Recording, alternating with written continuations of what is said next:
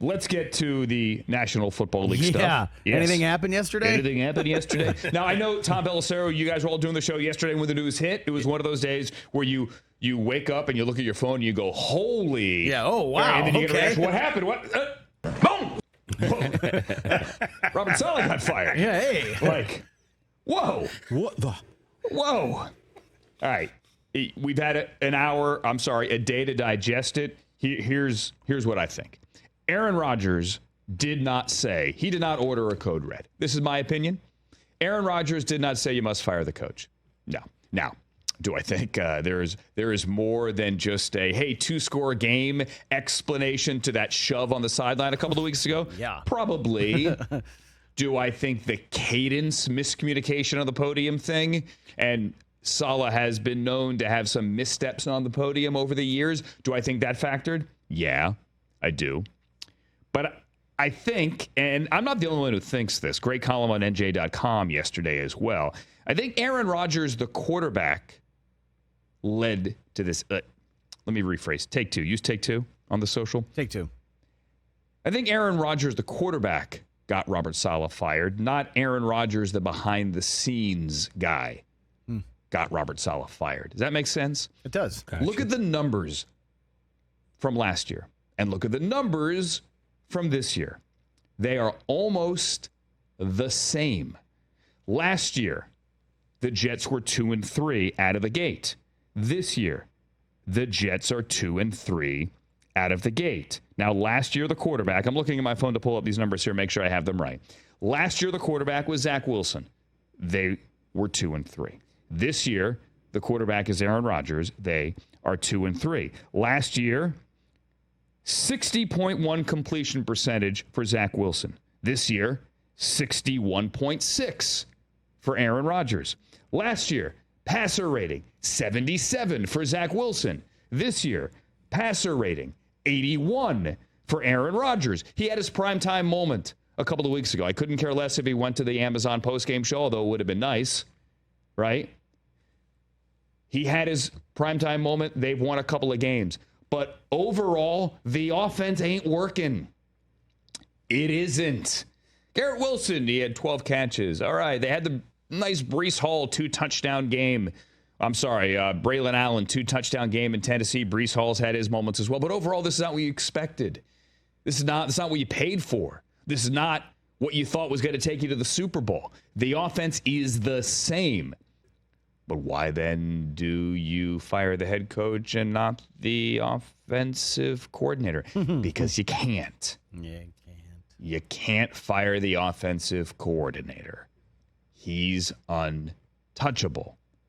So you fire the head coach. That seems so backwards. It does seem backwards. It does seem backwards until It does. you take a step backwards, TJ, and right, you let me look move at the back. big picture and say, Robert Saleh has had enough time to prove that he should be the guy to lead this team. You have a big sample size. You've kind of made your decision, right? You gave him a pass last year because of Rodgers' week 1 opening minute injury. You've kind of made your decision. If it's immediate, make it inevitable. I'm sorry, I just screwed that up. Use take two again. If it's inevitable, make it immediate. If you know, you know. Don't look back with regrets. I know Rich worked the Oasis thing. Don't look back in anger last week. Don't look back with regret. Do it now. So they did it now. Is it unfair after 5 games? Yes, absolutely. Absolutely.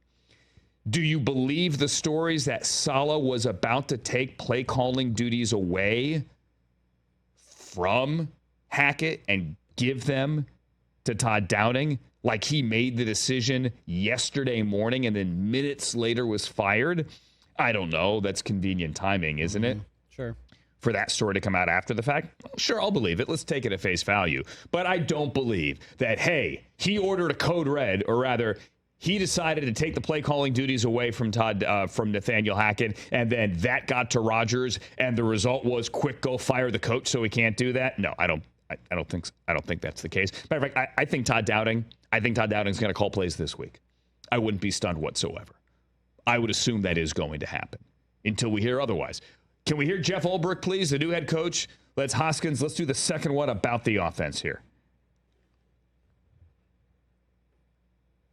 I think Aaron's going to be a part of a lot of conversations. Obviously he has a lot of insight regarding this offensive system, and he's been a part of it when it's been, operating at the highest level. So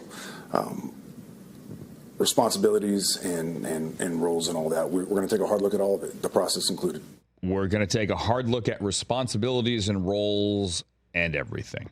To me, that means, you know what? We might just go with Todd Downing as OC. Now, does changing play callers make magic happen? Sometimes it does. Sometimes it doesn't. It did in Buffalo last year when Brady took over for Dorsey. But if you pull back the lid there and you really look inside, the numbers with Dorsey were really good. They just had untimely turnovers, and they had a lot of them. Things went wrong, but the numbers were really good. The breaks started going their way. To Joe Brady's credit, you make your own breaks, and it worked. It did work last year, but it's not like this magic fix all the time. The fact is, Aaron Rodgers is 40 years old. He's still an exceptional quarterback, and most teams would take him tomorrow, no questions asked. But he doesn't move like he used to. He is coming back from a major injury. Look at Kirk Cousins. He, too, coming back from a major injury later in the season. First couple of weeks, we looked at him and said, who is this guy? Well, all of a sudden, he throws for 500 yards and rallies him back in primetime this past Thursday. Oh, look, he's back. Rodgers is going to have plenty of those moments this year. But he is that rare combination, used to be at least, of amazing arm talent and best mind in the game at quarterback. He still is probably the best mind in the game, but he's not playing with guys that he's used to playing with necessarily. You're not there yet. And he doesn't move like he used to. And the O-line, I know you spent some money and you brought in some new parts in the offseason. It's still not that good. Yeah, that's the thing that I really noticed, too. You talk about the back shoulder throws and all the timing stuff that Rodgers is used to.